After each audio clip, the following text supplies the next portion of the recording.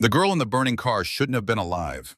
Her eyes were open, staring through the cracked windshield at the stranger who had just pulled her from death, and her lips moved to form words he couldn't hear over the roar of flames and the wail of approaching sirens. Jake Sullivan had saved her. 3 minutes of shaking hands, performing CPR on scorching asphalt while his 8-year-old daughter watched from their rusted truck. Now the girl lay on the stretcher, paramedics swarming around her, and as they lifted her toward the ambulance, she turned her head. Her voice was barely a whisper, but it cut through everything. "You shouldn't have saved me, sir. The accident hurt, but maybe I would have gone somewhere happier." The evening sun painted the highway gold, but all Jake could see was the darkness in those 18-year-old eyes. His daughter Lily stood beside him now, small hand gripping his bloodied fingers, watching the billionaire's daughter being loaded into an ambulance. And Jake realized that saving a life and giving someone a reason to live were two completely different things. The traffic on Interstate 75 moved like a slow river that Thursday evening, brake lights flickering red against the fading daylight. Jake Sullivan gripped the steering wheel of his 1998 Ford pickup, the kind of truck that had more rust than paint, more memories than working parts. The engine rattled with every breath it took, a sound he'd grown so used to that silence would have felt strange. Beside him in the passenger seat, Lily pressed her small face against the window, watching the world blur past with eyes too knowing for an 8-year-old.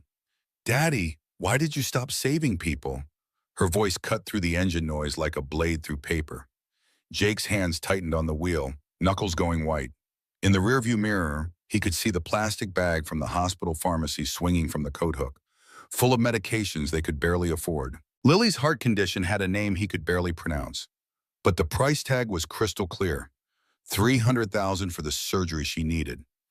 And he had maybe $2,000 in his account on a good month. "Sometimes people get tired, sweetheart," he said, keeping his eyes on the road. The lie tasted bitter on his tongue. Tired wasn't the right word. Broken, maybe. Haunted, definitely. His hands trembled slightly on the wheel, the way they'd trembled for 8 years, ever since the night everything fell apart. He glanced down at them, these hands that used to save lives, that used to move with confidence through trauma and chaos. Now they shook when he tried to hold a coffee cup, when he reached for Lily in the dark, when he remembered. The sun was setting behind them, painting the sky in shades of orange and pink that reminded him of better days. Days when he wore scrubs instead of a security guard uniform, when people called him Sullivan instead of "Hey you," when his daughter had 2 parents instead of 1. His ex-wife had left 3 years ago, unable to handle the weight of medical bills and a husband who woke up screaming from nightmares. He didn't blame her. Some weights were too heavy to share. Lily coughed, a wet sound that made his chest tight. He reached over and squeezed her hand, feeling how small and fragile it was. "We'll figure it out," he said, though he had no idea how. The doctors had given them a timeline, 6 months, maybe 8 if they were lucky. After that, her little heart would simply give up, tired of fighting a battle it was designed to lose. He'd been picking up extra shifts, working security at the mall until the early hours, then sleeping a few hours before taking Lily to her appointments. His body ached in places he didn't know could ache, but physical pain was easier to handle than the other kind. Under the passenger seat, hidden beneath a stack of Lily's coloring books, sat his old emergency medical kit. He hadn't opened it in 8 years, hadn't touched it since the night he walked out of County General Hospital and never came back. Sometimes he thought about throwing it away, but something always stopped him. Maybe it was hope. Maybe it was guilt. Probably both. The kit held bandages and medications that were likely expired, tourniquets and tools that once felt like extensions of his own body. Now they felt like artifacts from someone else's life, a man he used to be before everything shattered. "I love you, Daddy," Lily said suddenly, her voice soft. She said it the way kids do when they sense their parents need to hear it, when they feel the weight of adult worries pressing down on the car like invisible hands. Jake swallowed hard, blinking against the sting in his eyes. "I love you too, baby girl, more than anything in this world." It was the truest thing he'd ever said. She was why he got up every morning, why he worked on that ground him down to dust, why he kept breathing even when breathing hurt. The highway stretched ahead of them, familiar and endless. They were 10 miles from home, from their small apartment that smelled like her medications and his instant coffee, from the life they'd built from scraps and determination. 10 miles from another night of him lying awake, calculating impossible math, trying to figure out how to save his daughter when he couldn't even save himself. The irony wasn't lost on him. 8 years ago, he'd frozen when a child needed him. Now his own child needed him. And all his action, all his desperate scrambling, still wasn't enough. "Look, Daddy, that car is going really fast." Lily pointed ahead where a black Tesla was weaving between lanes, moving at a speed that made Jake's stomach drop. Even from a distance, he could see something was wrong. The car wasn't just fast. It was out of control, jerking left and right like a wounded animal. Other drivers were pulling away, creating a bubble of empty asphalt around the Tesla as it accelerated. Jake eased his foot off the gas, putting distance between his truck and whatever was about to happen. He'd seen enough accidents in his years as a paramedic to know how this story ended. Metal and glass and blood. Always blood. "Don't look, Lily," he said. But it was too late. The Tesla hit the median at 70 miles per hour, launching into the air in a way that seemed to defy physics. For a moment, it hung there, suspended against the sunset like some terrible bird, and Jake could see through the windshield to the driver inside. Young, female, her hands not even on the wheel. Then gravity remembered its job, and the car came down hard, rolling once, twice, 3 times before landing upside down in the northbound lanes. The sound of it was thunder and breaking glass and something else, something worse that Jake remembered too well. Traffic screeched to a halt. Cars swerved and honked, creating a jagged constellation of vehicles frozen in shock. Jake pulled onto the shoulder, his heart hammering against his ribs. Smoke was already rising from the Tesla, black and thick, carrying the smell that made his blood run cold. Gasoline. He could see it pooling beneath the car, spreading out like a dark mirror, reflecting the dying light. Inside the crumpled vehicle, something moved. Someone was still alive in there. His hands were shaking so badly now that he had to grip his knees to steady them. 8 years ago, another car, another child, trapped and bleeding. 8 years ago, his hands had frozen, his mind had shut down, and by the time he could move again, it was too late. The boy's mother had screamed at him, words that still echoed in his nightmares. "You just stood there. You just stood there and watched my baby die." "Daddy," Lily's voice was small and scared. She was looking at him with those wide eyes, the same eyes that looked at him every morning like he was her whole world, her hero, her protector. Around them, people were getting out of their cars, but no one was moving toward the wreck. They stood at a safe distance, phones out, recording, always recording, never helping. The smoke was getting thicker now, and Jake knew what came next. Fire first, then explosion. Maybe 3 minutes, maybe 4 if they were lucky. He looked at his hands, these treacherous things that had betrayed him once and would probably betray him again. Then he looked at the emergency kit under the seat, covered in dust and doubt. Then he looked at his daughter, his reason for everything, and saw her watching him, not with fear, but with faith. She believed in him, even when he didn't believe in himself. She thought he was brave, even though he'd spent 8 years proving he was a coward. "Stay in the truck, Lily." His voice came out steady, which surprised him. "Lock the doors. If anything happens, if I don't all come back, you call 911. Can you do that?" She nodded, tears already streaming down her face. He wanted to tell her it would be okay, wanted to promise he'd come back, but he'd learned the hard way that some promises couldn't be kept. Instead, he kissed her forehead, breathing in the smell of her strawberry shampoo, trying to memorize this moment in case it was his last. Jake grabbed the emergency kit and stepped out of the truck. The heat hit him first, radiating from the wreck in waves that made the air shimmer. The gasoline smell was overwhelming now, mixed with burning rubber and something chemical from the car's battery. He could hear screaming, though whether it was from the wreck or from the bystanders, he couldn't tell. His feet moved toward the Tesla, even as his mind screamed at him to run the other way. 300 feet, 200, 100. The smoke was in his lungs now, making him cough, making his eyes water. The car was a ruin of twisted metal and shattered glass. The roof had caved in, the doors were crumpled, and spider webs of cracks covered every window.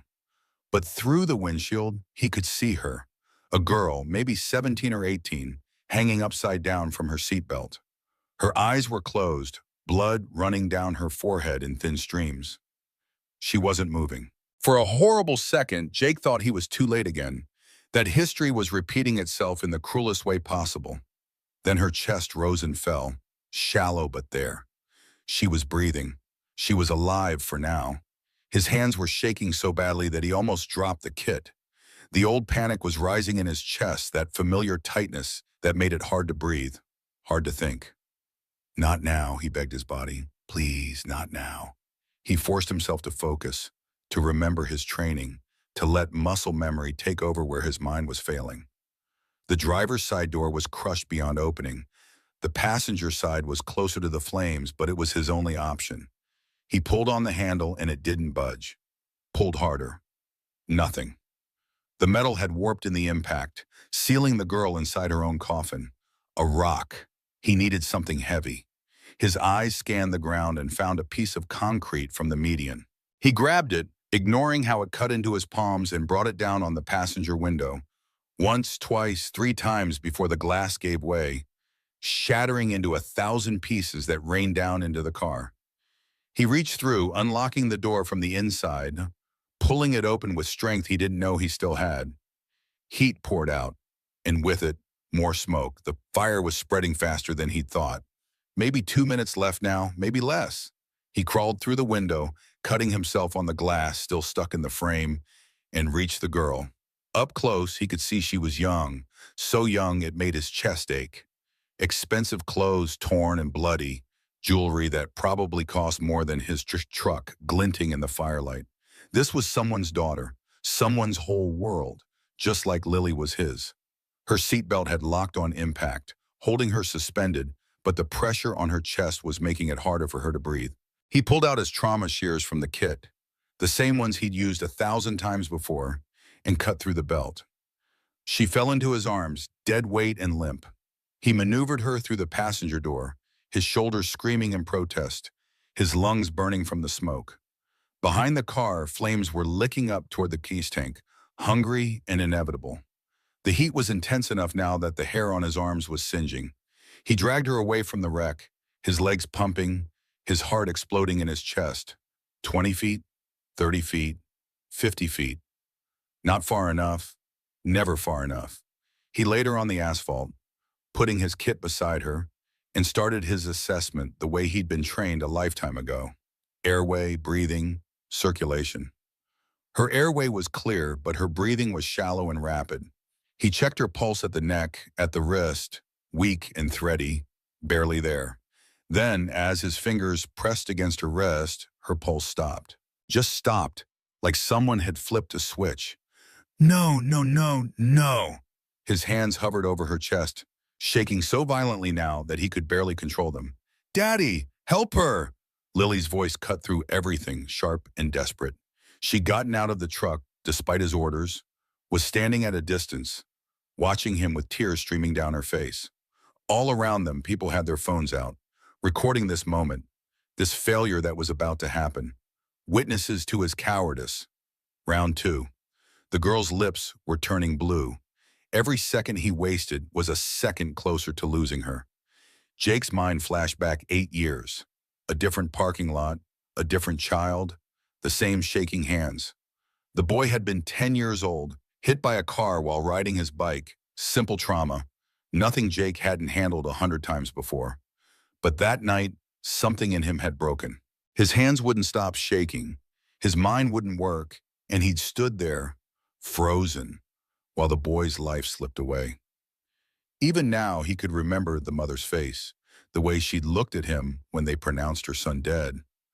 Not with anger, but with something worse, disappointment, like he'd personally betrayed her, personally chosen to let her child die. He'd quit the next day, walked away from 10 years of training and experience because he couldn't trust himself anymore, couldn't trust these hands that trembled and failed when people needed them most. He thought he was doing the right thing, protecting future patients from his inadequacy. But now, looking down at this girl, he realized he'd just been protecting himself, running away from the hard thing, from the scary thing, from the possibility of failure, just like he'd been running for 8 years. Shaking hands can still save lives, son. His father's voice, clear as day in his memory. His father had been a paramedic too, had worked trauma for 30 years before a heart attack took him. Jake remembered being 12, watching his dad's hands shake as he tried to eat breakfast after a hard shift. Daddy, why do your hands shake? He'd asked. His father had smiled, tired but genuine. Because they remember what they've held, Jake, all the lives, all the weight. But they still work. They still save people. Don't ever forget that. Jake positioned his hands on the girl's chest, feeling her sternum beneath his palms. His hands were shaking, but they knew what to do. 30 compressions, hard and fast to the rhythm of staying alive. Ironically enough. 1, 2, 3, 4. He could feel her ribs flexing beneath his hands, could feel the resistance and give of her chest. 15, 16, 17. Sweat was pouring down his face now, mixing with tears he didn't remember starting to cry. 28, 29, 30. He tilted her head back, pinched her nose, and gave 2 rescue breaths, watching her chest rise and fall with the air he pushed into her lungs. Behind him, the Tesla exploded. The shock wave knocked him forward, the heat washing over his back in a wave that felt like standing too close to an open oven. Metal and glass rained down around them, and Jake threw himself over the girl's body, shielding her with his back. Something sharp hit his shoulder blade, something else his lower back, but he didn't stop. Couldn't stop. He went right back to compressions, counting out loud now. 1, 2, 3, 4, come on, breathe, come on. The world had narrowed to just this, just his hands on her chest, just the rhythm of CPR, just the desperate hope that this time would be different. Lily was screaming his name. The crowd was shouting. Sirens were wailing in the distance. But none of it mattered. Only this girl mattered. Only this moment. Only the chance to do it right this time. 15, 16, 17. His hands were cramping now, his arms burning with lactic acid, but he didn't slow down. 28, 29, 30. 2 more breaths. Her lips were still blue. Come on, he thought. Fight. Choose to live. Please choose to live. Then, like a miracle, she gasped. A huge, wet, desperate gasp that pulled air into her lungs and life back into her body. Her eyes flew open, wet-buoy and unfocused, the deepest brown Jake had ever seen. She stared up at him, this stranger with bloody hands and a smoke-stained face, and for a second, neither of them moved. Then she coughed, turning her head to the side, and he supported her, helping her clear her airway. She was alive, against all odds, despite his shaking hands and his 8-year-old trauma. She was alive. The paramedics arrived in a chaos of lights and motion. Jake stepped back, letting them take over, letting the professionals do their job. His legs gave out, and he sat down hard on the asphalt, his whole body shaking now, adrenaline crashing through his system like a drug. His back hurt where the debris had hit him, and when he reached around to touch it, his hand came away red. He was bleeding, but he couldn't bring himself to care. The girl was being loaded onto a stretcher, paramedics calling out vitals and starting IVs, and she was alive. That was all that mattered, and Lily crashed into him, wrapping her small arms around his neck, sobbing into his shoulder. You did it, Daddy. You saved her. You're a hero. He held her tight, feeling her heart beating against his chest, fast and strong and so precious it hurt. I'm not a hero, baby. I'm just a man with shaky hands who got lucky. But even as he said it, he wondered if maybe that was enough. Maybe heroes weren't the people who never got scared. Maybe heroes were the people who got scared and did the hard thing anyway. The paramedics were moving the girl toward the ambulance now, her stretcher rolling smoothly over the rough asphalt. As they passed Jake, she turned her head, those brown eyes finding his across the chaos. Her lips moved, forming words he couldn't quite hear. One of the paramedics leaned down, listening, then looked at Jake with an expression he couldn't read. Confusion, maybe, or concern. The girl kept talking, her voice too weak to carry, but her eyes never left Jake's face. Then they loaded her into the ambulance. The doors closed, and she was gone, leaving nothing but the wail of sirens and the smell of smoke, and the feeling that something important had just happened, though Jake couldn't quite say what. A police officer approached, young and nervous, asking for Jake's statement.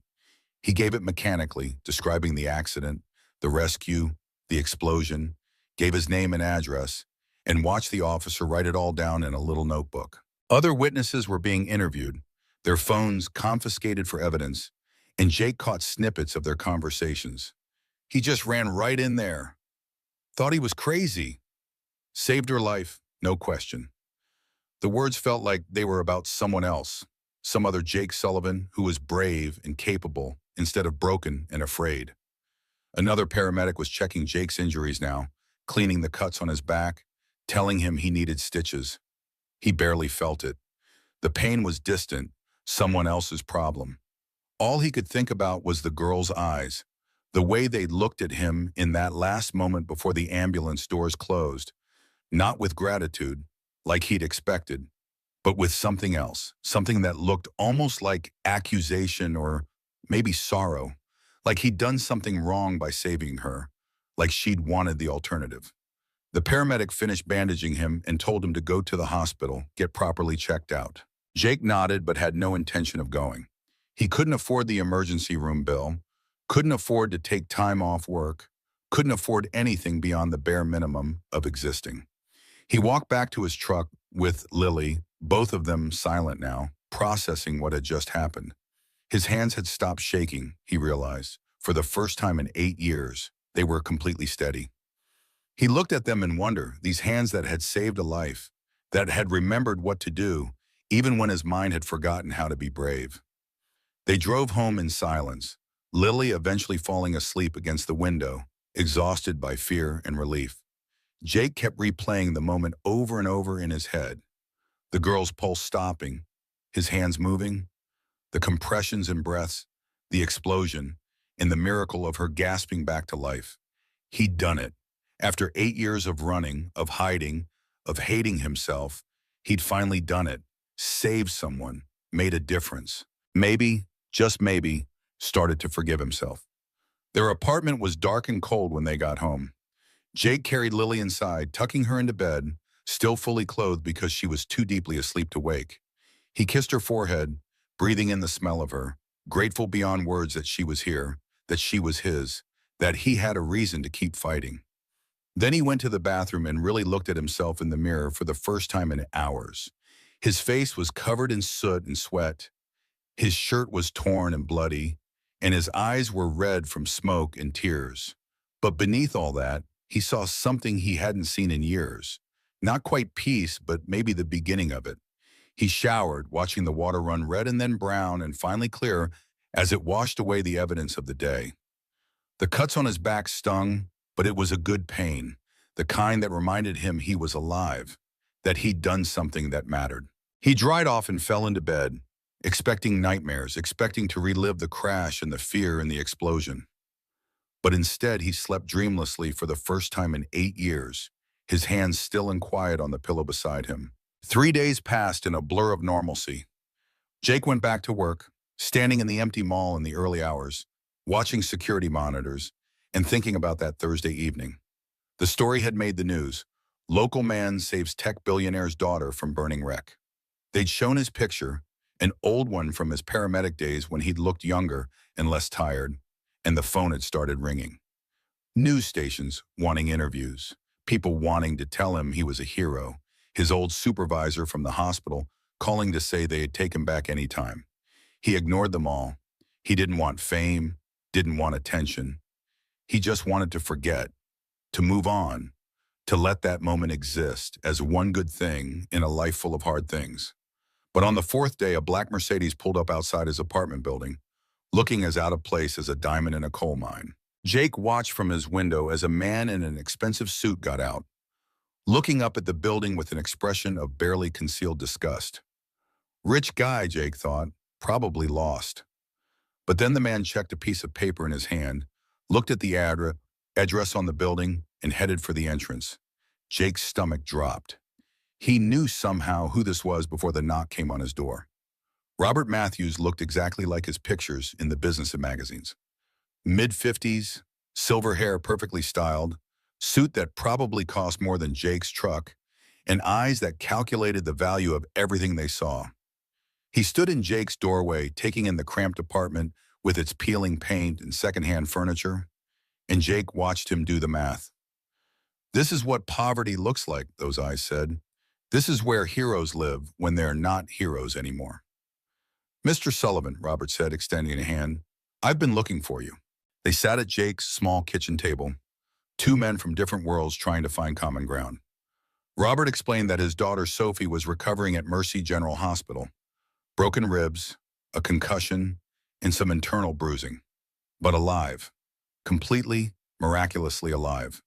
The doctors had told him that without immediate CPR, she would have died before the ambulance arrived.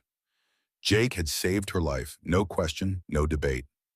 Name your price, Robert said, pulling out a checkbook. Whatever you want, $1 million, $2 million. I can afford it, and you've earned it. Jake stared at the checkbook like it was a snake. All his problems solved with a signature. Lily's surgery paid for, debt erased, a future that didn't involve 70-hour work weeks and slowly drowning in bills. He could say yes, should say yes. Any rational person would say yes. But the words that came out of his mouth were, I don't want your money. Robert blinked, clearly not expecting that answer. Everyone wants money, Mr. Sullivan. Don't be proud. You saved my daughter's life. I didn't save her for money, Jake said, his voice harder than he intended. I saved her because 8 years ago, I didn't save someone else. Because I froze up and a 10-year-old boy died while I just stood there. Because I needed to know if I could do it, if my hands could still work, if I was still worth anything at all. Your money can't fix that. Your money can't change the past. The words came out in a rush. 8 years of guilt and shame and self-hatred pouring out in Robert Matthews' expensive face. So, thank you, but no thank you. I'm glad your daughter's alive. That's payment enough. Robert studied him for a long moment, and Jake watched the calculation in his eyes shift to something else. Understanding maybe, or respect. You have a daughter, Robert said. It wasn't a question. He'd obviously done his research, knew about Lily, about the medical bills, about Jake's desperate situation. She needs surgery, $300,000 you don't have. Let me help you, not as payment, but as one father to another, please. Before Jake could answer, there was a soft sound from the doorway. Lily stood there in her pajamas, rubbing sleep from her eyes, her oxygen concentrator humming softly behind her. Daddy, who's that? Robert's eyes went to her, to the thin tube running to her nose, to the way her small chest worked too hard with every breath, and Jake watched something crack in the businessman's armor. This was what real stakes looked like. Not money or stocks or business deals, but a little girl fighting for every breath every day with a smile on her face because she didn't know any better. I'm a friend, Robert said, his voice gentler than Jake had heard it. I'm Robert. What's your name? Lily, she said shyly, moving to stand beside her father. Jake pulled her close, feeling her lean against his leg, so small and fragile and precious. Mr. Matthews was just leaving, Jake said. But Robert stood up, and instead of heading for the door, he pulled out a business card. Think about it, he said, pressing the card into Jake's hand. For her? Not for you. For her. After Robert left, Jake sat on the couch with Lily, holding the business card like it might bite him. The smart play was obvious. Take the money, save his daughter, let his pride go for once in his life. But something felt wrong about it. Transactional and cold. He'd saved Sophie because it was the right thing to do, not because he wanted a reward. Taking money for it felt like cheapening the moment, turning his redemption into a business deal. But then Lily coughed, that wet, painful sound, and he thought about 6 months, maybe 8, and what came after. Could he really let pride kill his daughter? The next morning, Jake found himself at Mercy General Hospital without really planning to go there.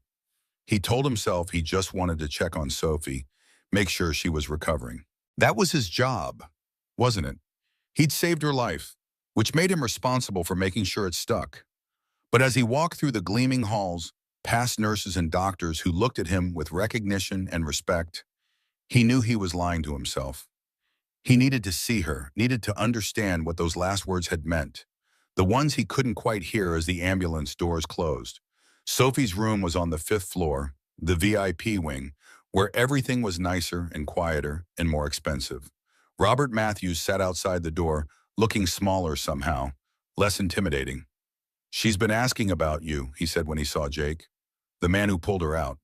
"She won't talk to the press, won't talk to anyone, really, but she keeps asking if you're okay." Something in his voice made Jake pause. Not gratitude, but worry, like Sophie asking about him wasn't a good thing, but a concerning thing. Jake pushed open the door. The room was all white and beeping machines and the smell of antiseptic. Sophie sat up in bed, her head wrapped in bandages, her arms bruised and scratched. But it was her eyes that stopped him cold. The same eyes from the wreck, the same darkness in them, the same look that wasn't gratitude, but something else. Something that looked like disappointment. "You came," she said, her voice flat. Not happy, not relieved, just stating a fact. "How are you feeling?" It was a stupid question, but Jake didn't know what else to say. She gestured at herself, at the bandage and bruises. "I'm alive, thanks to you." There was no warmth in the words, no appreciation.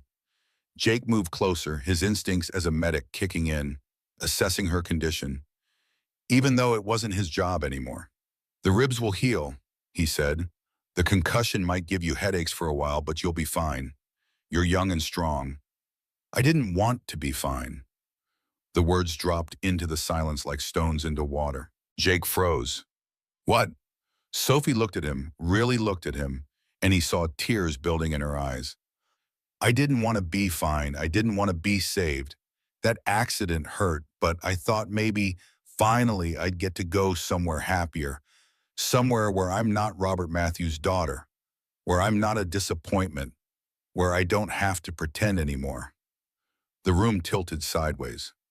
Jake grabbed the back of a chair, his mind struggling to process what he was hearing. The accident wasn't an accident," Sophie said, laughing, a bitter sound that didn't match her young face. "I didn't steer into the median, if that's what you're asking, but I didn't try very hard to avoid it either. And when the car started rolling, when I knew it was bad, I didn't fight it. I just thought, finally it's over." Jake sat down hard, the chair protesting under his weight. He thought about the scene, about how her hands hadn't been on the wheel, about how she hadn't been wearing her seatbelt properly, about all the little details that had seemed like shock, but now seemed like something else. Intention, choice. He'd saved someone who didn't want to be saved, pulled someone back from an escape they'd been seeking. "How old are you?" he asked, though he already knew. 18, just turned 18 2 months ago." "You're a kid," Jake said. "You have your whole life ahead of you. College, career, falling in love, traveling the world, all of it. Why would you want to throw that away?" Sophie's laugh was even more bitter this time. "You think I have my whole life ahead of me? I have Robert Matthews' life ahead of me. The internship at his company that I don't want. The business degree I'm supposed to get even though I want to study art. The society events where I smile and shake hands and pretend I'm not dying inside. That's not a life, Mayor Sullivan. Life. That's a performance." Jake thought about his own life, about working security in an empty mall, about medical bills and a daughter with a countdown clock on her life, about 8 years of running from himself. His life was hard, brutally hard, but it was his. He chose it, even the bad parts, even the painful parts. This girl, with all her money and opportunity, had never been given that choice. She'd been born into a role and expected to play it until she died, and she'd almost chosen death early rather than play it any longer. "I knew a boy once," Jake said slowly. "He was 10 years old, got hit by a car while riding his bike. I was supposed to save him, was trained to save him, but I froze. My hands wouldn't work, my mind wouldn't work, and I just stood there while he died." Sophie was watching him now, really watching. When I pulled you out of that car, my hands were shaking so badly I didn't think they'd work. But I thought about that boy, about how much he'd wanted to live. His mother told me later that he'd been planning his birthday party, Superman theme. He was going to turn 11 in 2 weeks, and he had plans, so many plans. Jake leaned forward, his elbows on his knees, his voice rough with emotion. You have everything he dreamed of having. Time, health, choices, and you want to throw it away because your father chose the wrong career for you because people expect things from you. He shook his head. I'm not saying your pain isn't real. Depression is real, I get that. But don't you dare tell me you wanted to die when there's a 10-year-old boy who fought like hell to live and didn't get the chance. Silence filled the room, heavy and thick. Then Sophie started crying, not the pretty kind of crying, but the ugly, painful kind that came from somewhere deep. I'm so tired, she sobbed. I'm so tired of pretending, of being perfect, of living for everyone else. I just wanted to stop. Jake didn't know what to do, had no training for this kind of wound. But he thought about Lily, about how he held her when she was scared, and he moved to sit on the edge of Sophie's bed, awkwardly patting her shoulder. Then stop pretending, he said. Talk to your dad, get help, change your major, tell everyone to go to hell if that's what you need to do. But don't give up. Don't waste the life that boy would have killed for. The door opened and a nurse walked in, followed by a little girl dragging an oxygen concentrator. Lily had somehow convinced someone to bring her up, and she stood in the doorway staring at Sophie with wide eyes. Daddy, is she the one you saved? Jake nodded and Lily moved closer, fearless in the way only children can be. She climbed up onto the bed beside Sophie, her small presence somehow filling the whole room. Hi, she said. I'm Lily. My daddy says you were very brave. Sophie stared at this little girl with her oxygen tube and her bright smile, this child who was actively dying but didn't seem to know it or care. I wasn't brave, Sophie said. Your dad was brave. Lily shook her head seriously. Daddy says everyone who survives something hard is brave. He says living is the bravest thing we can do. Out of the mouths of babes, Jake thought. He watched Sophie looking at Lily, saw the way her expression changed from bitter to confused to something else. Something that looked almost like shame. You're sick, Sophie said, noticing the equipment. Lily nodded. My heart's broken, but Daddy is going to fix it. He fixes everything. The faith in her voice made Jake's chest ache. He couldn't fix everything, couldn't afford to fix anything, really, but Lily believed in him anyway, believed he'd find a way like he always found a way. Your daddy's a hero, Sophie said, and this time there was something different in her voice. Not bitterness, but wonder. He says he's not, Lily said, settling against Sophie like they were old friends. But I think he is. He saved you, and he takes care of me. And he works really hard even when he's tired. That's what heroes do. Sophie looked over Lily's head at Jake and their eyes met. In hers, he saw understanding dawning. Here was a man with every reason to give up, working himself to death for a daughter who might die anyway, and he did it with love and without complaint. Here was a man who ran into a burning car despite his terror, despite his trauma, because someone needed him. And here he sat in her hospital room, trying to convince her that life was worth living when his own life was falling apart. I'm sorry, Sophie whispered. Jake shook his head. Don't be sorry, be better. Be alive. For that boy who didn't get the chance. For my daughter who's fighting for every breath. For yourself, Sophie. Be alive for yourself. Lily, oblivious to the heavy conversation, was chattering about her favorite cartoons, and Sophie was listening, really listening, like this little girl was teaching her something fundamental about existence, about finding joy in small things, about living even when living was hard. The door opened again, and Robert Matthews stood there, taking in the scene. His daughter and Jake's daughter, sitting together on the hospital bed, one wrapped in bandages and the other wrapped in oxygen tubes, and something on his face cracked completely.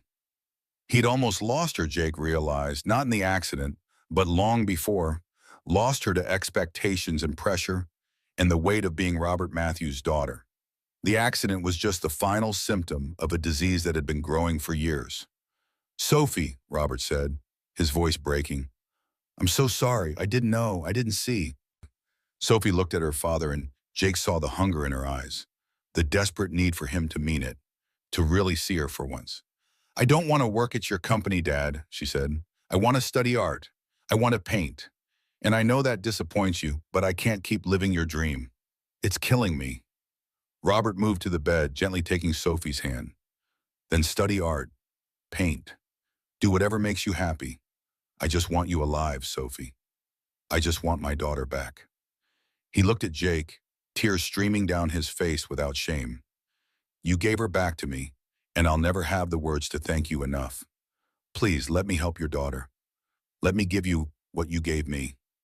Jake looked at Lily, at her small hand in Sophie's, at the way she was smiling despite everything.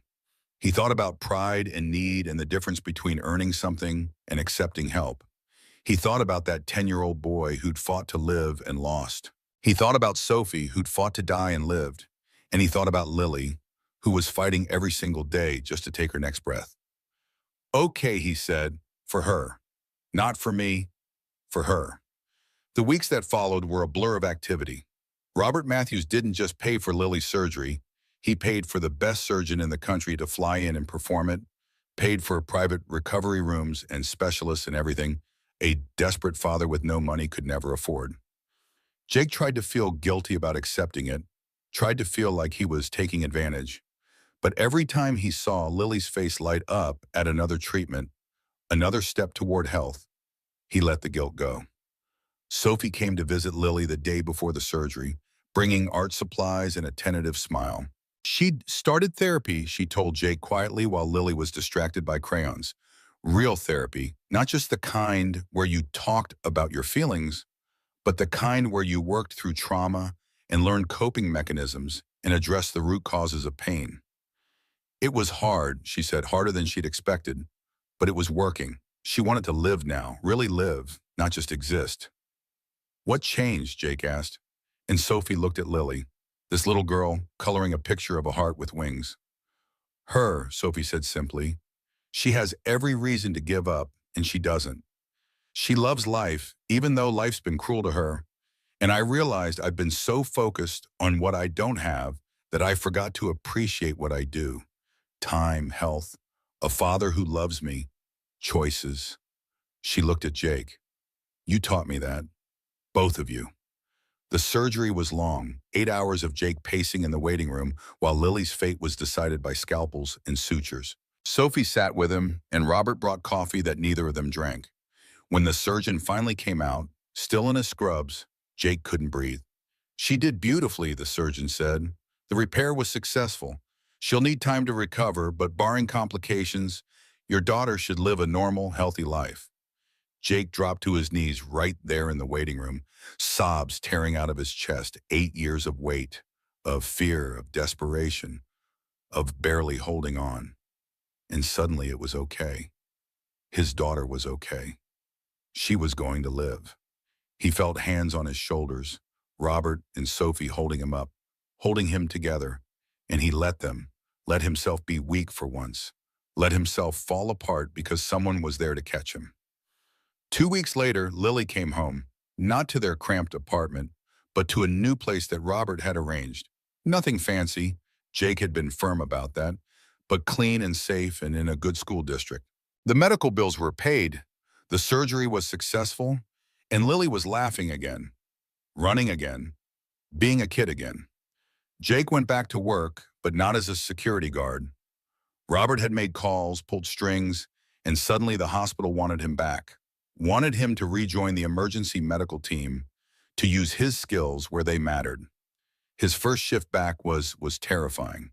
The old fear rose up as he walked into the ER, the old doubt whispering that his hands would fail, that he'd freeze again, that he was a fraud who'd gotten lucky once. But then he looked at his hands, these hands that had saved Sophie, that had given CPR with trembling fingers and somehow, miraculously, brought her back. "Shaking hands can still save lives, son." He could almost hear his father's voice, proud and certain. The first patient came in, a car accident victim, and Jake's hands shook as he approached. But they worked. They assessed and treated and saved. And when it was over, when the patient was stable and heading to surgery, Jake stood in the hallway and cried, not from sadness, but from relief. He was back.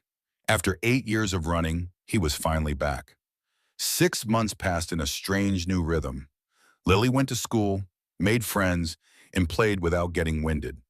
Her oxygen concentrator gathered dust in the closet, a reminder of what used to be but wasn't anymore.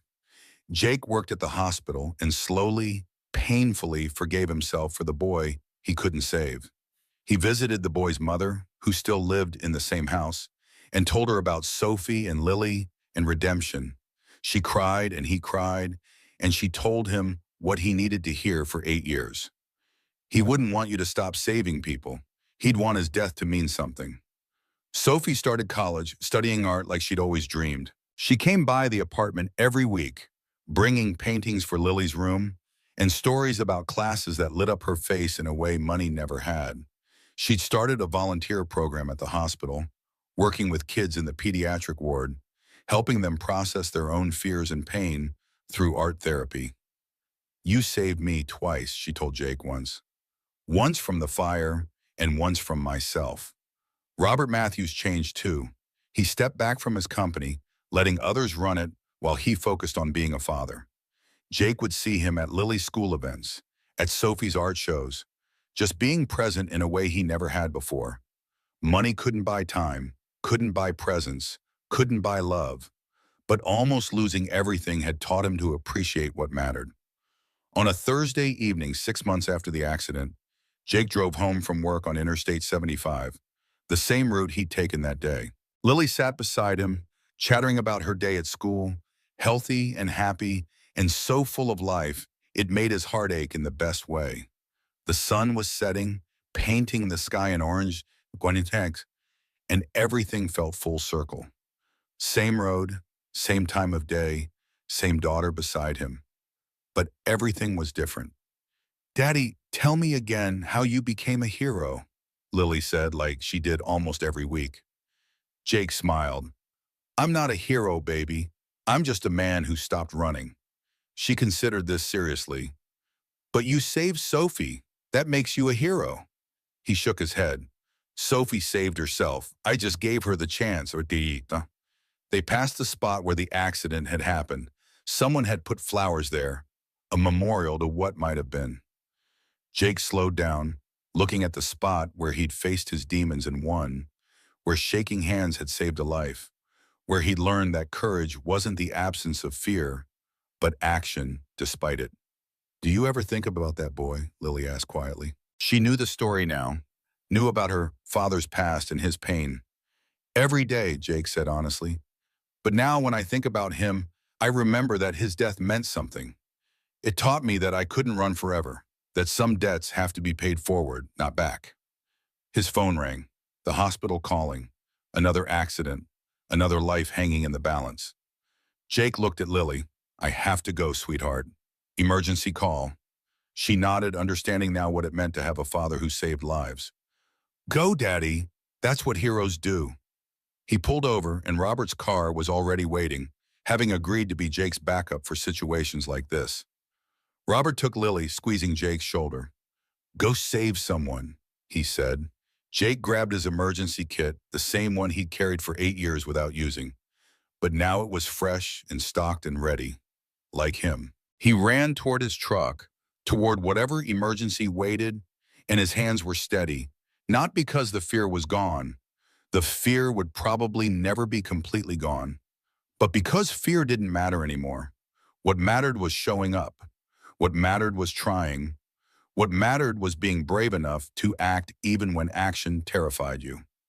The sky was darkening as he drove toward the accident, but inside his chest something was light.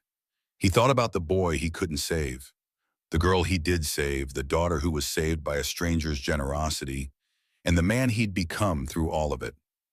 Redemption wasn't about erasing the past. He'd never forget that boy, would carry that weight forever, but he'd learned to carry it differently, not as a burden that crushed him, but as a reminder of why his work mattered. He arrived at the scene, another car accident, another person in need.